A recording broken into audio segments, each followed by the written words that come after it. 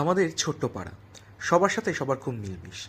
একে অপরের বিপদে সবসময় সবাইকে পাশে পাওয়া যায়। আজ ছিল আমাদের পাড়ার অস্মিতাদির বাড়ির গৃহপ্রবেশ।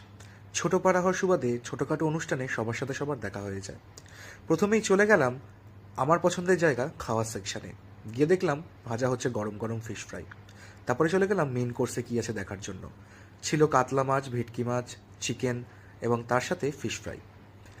ঢো মেরে এসে দেখলাম এখানে গোল মিটিং বসেছে। তো কিছুক্ষণ কথা বলার পরে বসে গেল একে একে ব্যাচ। প্রথমেই আমার বৌদিরা বসে গেল। ওরা খেয়ে নেওয়ার পরে আমাদের বসার পালা। মেনু তো তোমাদের বলেই দিলাম আজ কী কী ছিল। তো আমরা খাবারটাকে উপভোগ করছিলাম। আজ অনেক দিন পর আমাদের সোসাইটির দাদাদের সাথে একসাথে খেতে বসেছি। ওদের কাজের সূত্রে এখন এক একজন খুবই ব্যস্ত। একজন আসলে আরেকজনের সময় হয় না। তবে আজ সবাইকে পেয়েছিলাম। দেখা হচ্ছে পরে ভিডিওতে।